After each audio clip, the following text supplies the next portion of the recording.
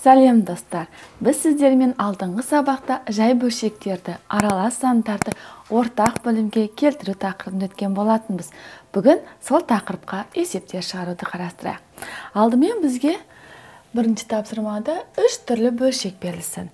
Бірінші бөлшегіміз 5-тен 1, 20-дан 11 және 10-нан 9 болсын. Осы 3 бөлшекті ортақ бөлімге келтіруіміз керек.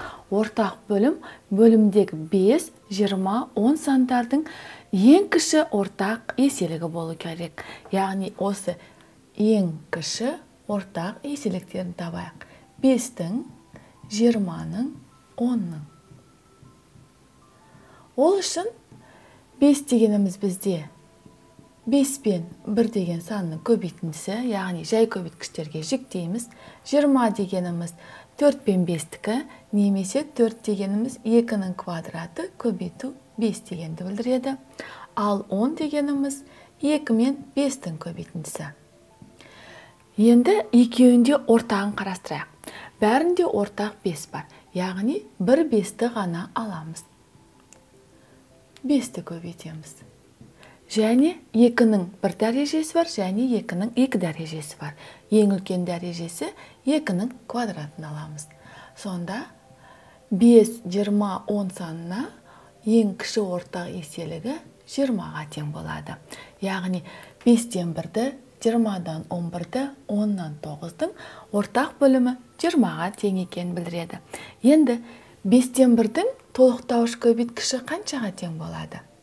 Яғни 20-ны 5-ке бөлетін болсақ, толықтауыш көбейткіші 4-ке тең. Алымын мен бөлімін 4-ке көбейтсек, 20-дан 4-ке тең болады. Ал 20-да 11-дің толықтауыш көбейткіші бөлімі 20-ның өзі болғандықтан, оның толықтауыш көбейткіші 1-ді жазбай қойсақ та болады. Ал жазып көрсетем десеңіздер де, мәні 20-дан 11-дің өзі шығады. Ал соңғы 10-нан 9-ды қарастырайық. 10-нан 9-дың бөлімінде 10, оның толықтауышы 20-ны 10-ға бөлсек 2-ге тең. Яғни барлығының бөлімі 20-да 18. Барлық берілген бөлшектерді бірдей ортақ бөлімге келтірдік. 20-дан 4, 20-дан 11, 20-дан 18. Тағы да бір келесі есепті қарастырайық. Ол бізде екінші тапсырма болсын. Бөлімінде 30-дан 7 және 12-ден 5 болсын. Бұл екі бөлшекті қарастырсақ, 30 бен 7 және 12-ден 5 екеуі қысқармайтын бөлшектер. Яғни бізге бөлімдегі 30 бен 12-нің ең кіші ортақ еселігін тауып алуымыз қажет. Ең кіші ортақ еселік 30 бен 12-ге. Енді оны 30 бен 12-ні жай көбейткіштерге жіктемей ойша тауып көрейікші. 30 бен 12-ні салыстырғанда 30 үлкен. Ал 30-дің өзі 12-ге бөлінбейді. Сондықтан 30 ортақ бөлім бола алмайды. Енді 30-ды 2-ге көбейтейік. 30-ды 2-ге көбейтсек 60, 60-ты 12-ге бөлінсе, қалдықсыз бөлінсе, онда екеуінің ең кіші ортақ еселігі 60 бола алады. Ал 30-ды 2-ге көбейтсек 60, 60 12-ге қалдықсыз бөлінеді. Сондықтан олардың ең кіші ортақ еселігі 60-ға тең. Ал берілген бөлшектердің ең кіші ортақ бөлімі 60 деп алсақ болады. Онда 30-дан 7-ні бөлімі 60-қа келтіруіміз қажет. Онда 60-ты 30-ға бөлсек, толықтауыш көбейткішіміз 2-ге тең. 2-ні 7-ге көбейтсек 14. Келесі 12-ден 5. 12-ден 5. Олардың ортақ бөлімі 60. 60-ты 12-ге бөлсек, толықтауыш көбейткіші 5-ке тең. Ал 5 жердегі 5-ті көбейтсек, алымы 25-ке тең. Сонда берілген екі бөлшекті ең кіші ортақ бөлімге келтірдік. Яғни 30-дан 7-нің орнына 60-дан 14-ті жазуға болады. 12-ден 5-тің орнына 60-дан 25-ті жаза аламыз.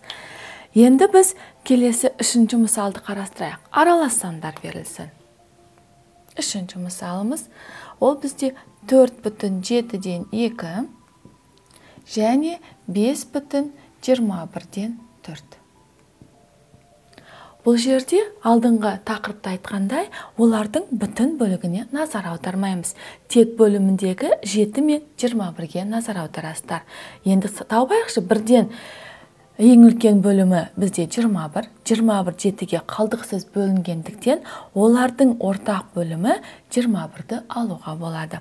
Олай болса, бірінші аралас санға ортақ бөлімі 7-нің орнында 21 тұру үшін толықтауыш көбейткішін бірден тапсақ болады. Толықтауыш көбейткіші 3-ке тең.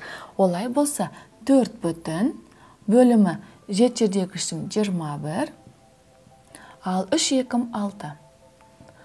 Ал 5,21-ден 4-тің толықтауыш көбейткіші 1-ге тең. Себебі бұлардың берілген екі бөлшектің ортақ бөлімі 21-ді бірден тауып отырмыз. Келесі енді 4-ші тапсырма бізге 3 бөлшек берілсін, бірақ оларды алдымен қысқарту амалын орындап барып, ортақ бөлімге келтіруіміз қажет. Мысалы, 44-тен 22, 30-дан 24, және соңғысы 36-дан 27 болсын. Осы берілген бөлшектерді алдымен қысқартып алайық. 44-тен 22. Екеуі де қай санға қысқарады? Екеуі де 2-ге де қысқарады, және 11-ге де қысқарады. Бірден алымында бөлімінде 22-ге қысқартуға бола ма? Болады. Яғни 44-ті 22-ге бөлсек 2 қалады, 22-ні 22-ге бөлсек 1 қалады. Сонда 44-тен 22 дегеніміз 2-ден 1-ге тең.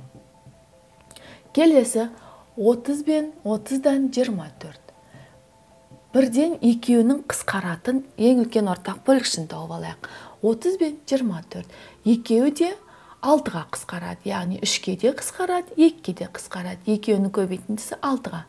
30-ды 6-ға бөлсек 5 қалады, 24-ті 6-ға бөлетін болсақ 4 қалады. Мәні тең 5-тен 4-ке. Енді 36-тан 27-ні қарастырайық. 36 мен 27. 36 да 27 де 3-тің көбейту кестесінде бар, және 9-дың көбейту кестесінде бар. Яғни екеуін бірден 9-ға қысқартуға болады.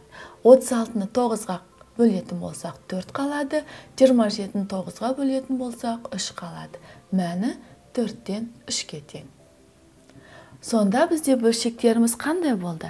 Бізде қалды 2-ден 1, 5-тен 4, және 4-тен 3. Осы 3 берілген бөлшектің ең кіші ортақ бөлгіші қандай болады? Яғни ең үлкені бізде 5. 5-ті біз ойша көбейтіп көрейікші. 5-ті 2-ге көбейтсек 10, 12-ге қалдықсыз бөлінгенімен 4-ке бөлінбейді. Келесі 5-ті 3-ке көбейтейік. 5 3 15, 15 саны 2-ге де 4-ке де бөлінбейді. Енді келесі 5-ті 4-ке көбейтейік. 5 жердегі 4-ім 20, 20 2-ге де 4-ке де қалдықсыз бөлінеді. Сондықтан берілген бөлшектердің ең кіші ортақ еселігі 20 болады, ал осы бөлшектердің ең кіші ортақ бөлімі 20-ға келтіреміз. Ал олай болса толықтауыш көбейткішін табайық. 20-ны 2-ге бөлсек 10 болады, яғни бірінші бөлшектің толықтауыш көбейткіші 10-ға тең, екінші бөлшектің бөлімін 20-ға келтіру үшін 20-ны 5-ге бөлсек толықтауыш көбейткіші 4-ке тең. Ал 4 бөлімінде 4, 20-ны 4-ге бөлсек толықтауыш көбейткіші 5-ке тең. Сонда берілген бөлшектердің барлығын ортақ бөлім 20-ға келтіреміз. Яғни 10-ды 2-ге көбейтеміз, бөлімі 20, 10-ды 1-ге көбейтеміз, алымы 10-ға тең. Яғни 2-ден 1-дің орнына 20-дан 10 деп жазаламыз.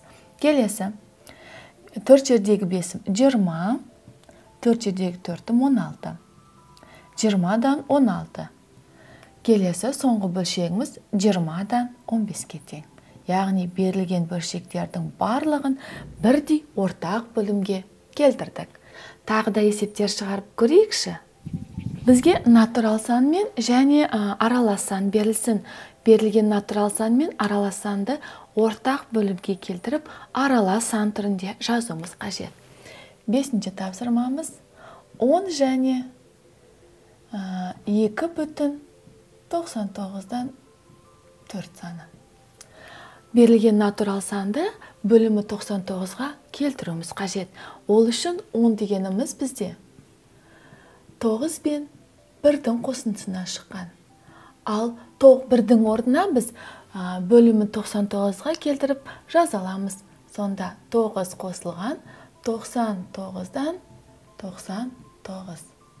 Сонда 10-ның орнына 9,99-дан 99. Және екінші бөлшегіміз 2,99-дан 4.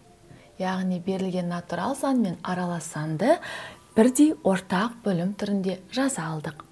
Келесі тағы 6-шы бір есепті қарастырайық. Бізге 4,9-дан 2 саны берілсін.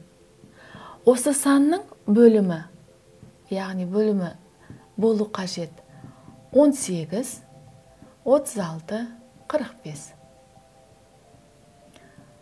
Осы санды қалай келтіреміз? Ол үшін берілген санды 4,9-дан 2-ні жазып аламыз.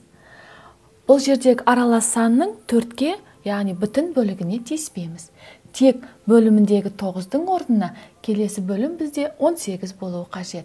18-ге келтіреміз де 18-ді 9-ға бөліп толықтауыш көбейткіші 2 екен оңай таба аламыз. Ал енді 2 мен 2-ні көбейтіп, ол бізде берілген бөлшекті 4,18-ден 4, яғни бөлімі 18-ге теңестіріп келтірдік. Енді берілген 4,9-дан 2-ның бөлімін 36-ға келтіруіміз қажет. Ол үшін 4,9-дан 2-ні жазып аламыз, бүтін бөлігіне тиіспейміз, ал 9-дың орнында бөлімінде 36-ны жазуымыз керек. Ол үшін 36-ны 9-ға бөліп, толықтауыш көбейткіші 4-ке тең. Ал 4 жердегі 2 8. Дәл солай енді осы санның бөлімін 45-ке келтіруіміз қажет. 45-ке келтіру үшін бүтін бөліміне тиіспейміз, ал 9-дың орнында бөлімінде 45-ті жазамыз. 45-ті 9-ға бөлсек 5, яғни толықтауыш көбейткіші 5-ке тең. 5 жердегі 2 10. Сонда есептің шартындағы берілген 4,9-дан 2 санының бөлімі 18-ге, 36-ға, 45-ке осылай оңай келтіруге болады. Енді бізге тағы да бір мысал есеп берілсін. 7-ші тапсырмамыз. Олардың ортақ бөлімін табу қиынға түсетіндей. Мысалы, 15-тен 7 және 13-тен 5. 15 дегеніміз бұл бізде құрама сан, оның жай көбейткіштерге жіктесек 3 пен 5-тің көбейтіндісі. Ал 13 дегеннің өзі жай сан, 1 мен 3-тің көбейтіндісі. Бұлардың ең кіші ортақ бөлгіші, немесе ең кіші ортақ еселігін тапқанда 15 пен 13-тің олардың көбейтіндісін ала саған оңай. Яғни 15-ті 13-ке көбейтеміз деген сөз. Ал енді 15-ті 13-ке көбейтіп, ортақ бөлімі қаншаға тең екен тауып алайық. 15-ті көбейтеміз 13-ке. 3 5-ім 15, бір ойда. 3 ойдағы мен 4, 1 мен көбейтеміз 5 және 1. Сонда 195-ке тең. Берілген бөлшектердің ортақ бөлімі 195. Олай болса, 15-тен 7-ні толықтауыш көбейткіші екінші бөлшектің бөлімін 13-ті ала салуға болады. Сонда бөлімі 195.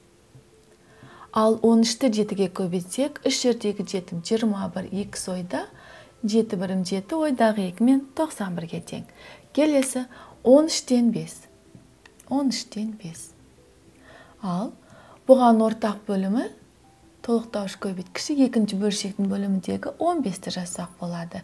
Өйткені 15-ті 13-ке көбейтсек 195-ке теңін білеміз. Енді 15-ті 5-ке көбейттік. 5 жердегі 5 25, 5 2 ойда, 5 1 5 ойдағы мен 7. Біз сіздермен қарастырдық жай бөлшектерді аралас сандарды ортақ бөлімге келтіру тақырыбын. Келесі кездескенше сау болыңдар.